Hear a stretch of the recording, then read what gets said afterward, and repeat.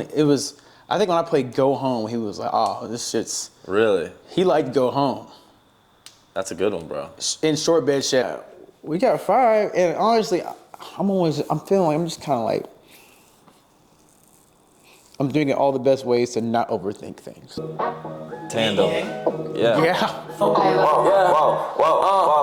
around with the saddle and horses. Snakeskin boots when you rockin' no forces. I got a homie with goals in the locks. He coming to check all the Papa Bear's porridge. I had a 22 rifle at 13. Big brother had a McGlock that's important. Yeah. Oklahoma out to California with a pound in the whip while I'm soaring. What's up, y'all? It's Hivo. I'm a music producer. I was born in Fort Smith, Arkansas, raised in Oklahoma City. Pretty much grew up playing sports. Went from sports to music. Kind of been doing that ever since. Growing up, my musical influences were Pharrell, Timberland, Lex Luger. Also the Gorillaz, the Demon Days album, and 1995 Mortal Kombat soundtrack. That was my first CDs I bought with my own money as a kid. So I started off with my iPhone that my dad got for me for Christmas. I don't know what year it was, maybe like 09, 08 or something like that. My friend was like, you need to download this T-Pain app. And I was like, okay, let's download it. Downloaded the app, started singing and rapping in like auto-tune or whatever. And then from there I was like, yeah, I kind of want to do this music stuff. Didn't know I wanted to do it professionally until people started like asking me, hey, I'll pay you money to make me beats or record me or whatever. And so went from T-Pain app to freestyling on Lil Wayne beats, Drake type beats, back in like the No Ceilings era, so like 09, 2010, somewhere around that range. And from there I started learning how to make beats because I didn't have any money for beats, so I was like, I gotta figure it out myself. From there I went into recording a whole bunch of people and learning instruments and all the other stuff. There may be some issue with that. Sometimes using the compression is tricky. It's like it can slow things down, it can speed things up.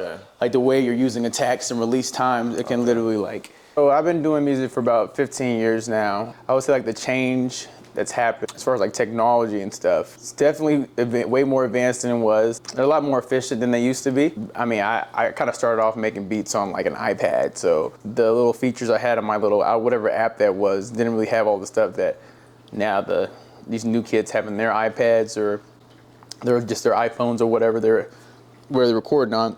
The technology is definitely helpful. Sometimes it can be a hindrance because it's like you have too many options of things. And when you have too many options, it's like you need to, I don't know, I feel like it's the less things, like when you get put into a box in a sense, you become more creative. And so that is like that's a thing that I guess some of the younger cats, they don't know. They're kind of like, I need to get the newest plug-in, I need to get this, that, this.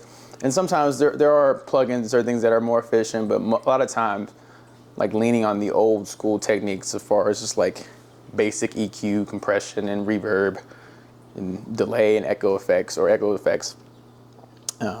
Those are all tried and true, and you really don't need a lot of this new stuff. And then there's also like AI, which is, I haven't really delved into a lot of AI musical stuff, more on like productivity side. So, but I know that's gonna change up a lot of different workflows and just styles of music in the future too. Like what they say in the AI community is AI won't take your job, but a person using AI will take your job. So, those engineers, those producers, or artists that are utilizing that AI in their workflow, it can help them get to certain things quicker. And a lot of things and nowadays is like very fast paced and people want the content out really quick and everything's so fast. And to keep up with that, you gotta kind of be on the cutting edge of the technology. And so the people that utilize that pretty early on, they're gonna have a lot of opportunity. I've worked with different artists from Juice to Mac, Babyface Ray, Peasy, I Swear Vezzo, Mexican OT, Smoke Perp, Killer Mike, really just a lot, hundreds of different artists, all different genres, different levels, different tiers. Like somebody just started recording yesterday, work with artists like that, and then I've worked with people that have been doing it for years, and they're very very talented and very professional. So I like to call myself like a hybrid producer. So I really just love any style of music, and I like kind of like a nerd when it comes to music theory. So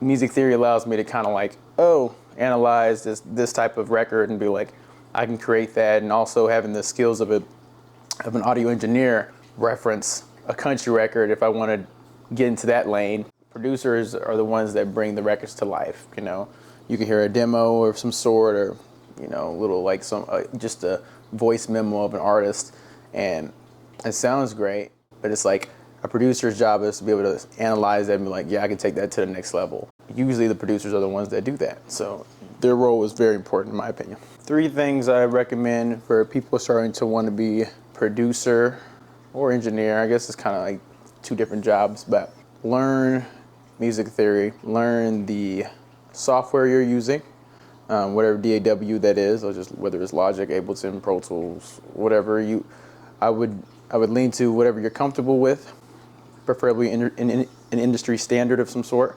And then I would also just listen to a lot of records, like big records that you love and that like the masses love, and whatever genre you're trying to produce, and analyze those from the arrangement, and analyze it from the chord progressions, the drum patterns, the where the vocals sit, if you're going off the mixing side, the sound design of the records.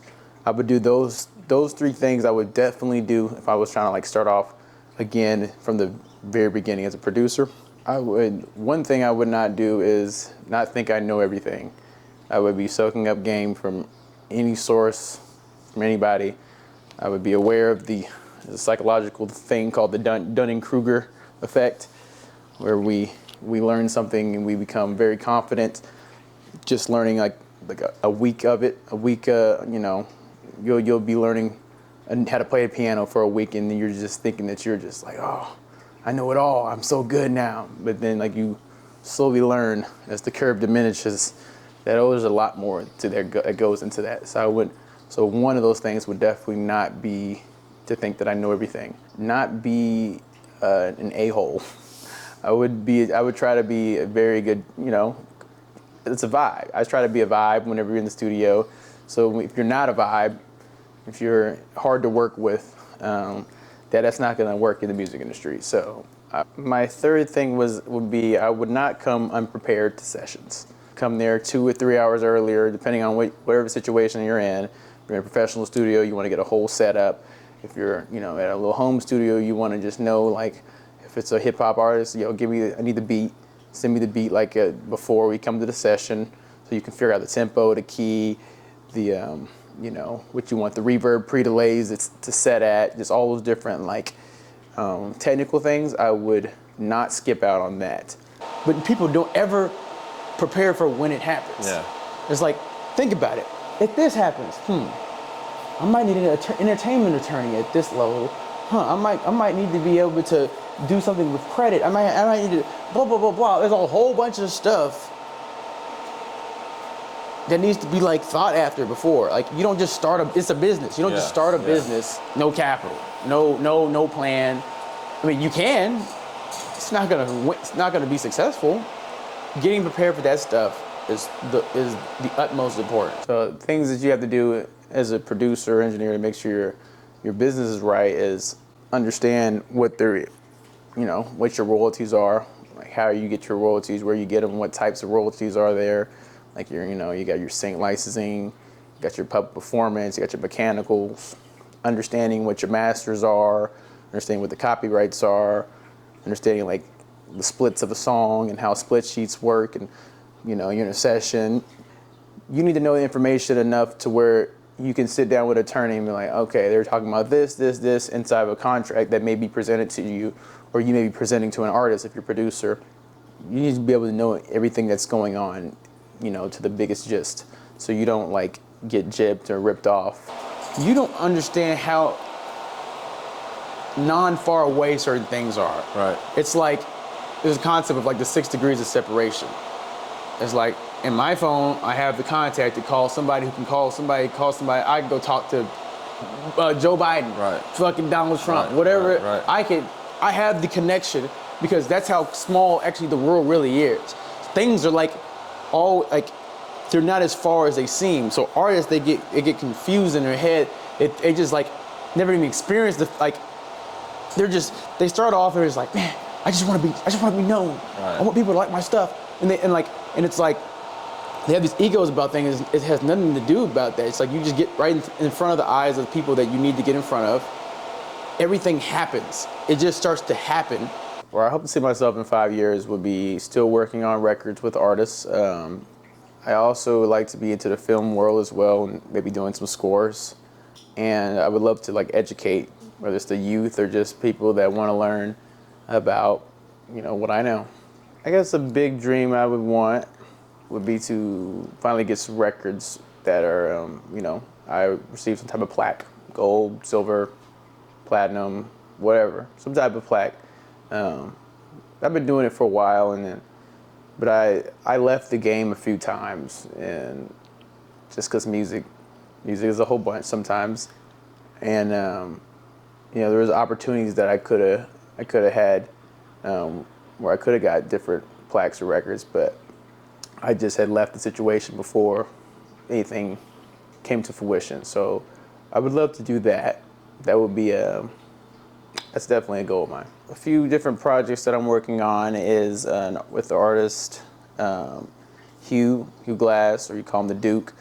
Also, my boy Kid, they got a little joint tape. I just did the mixed and mastered that record. That'll be coming out soon, as well as my homegirl Bash, super talented singer. We got some pop / R&B stuff we're working on. Another tape coming out with Juice the Mac, about 13 songs. Can't tell you what it's called or who's on it and all that stuff, but it's gonna be dope.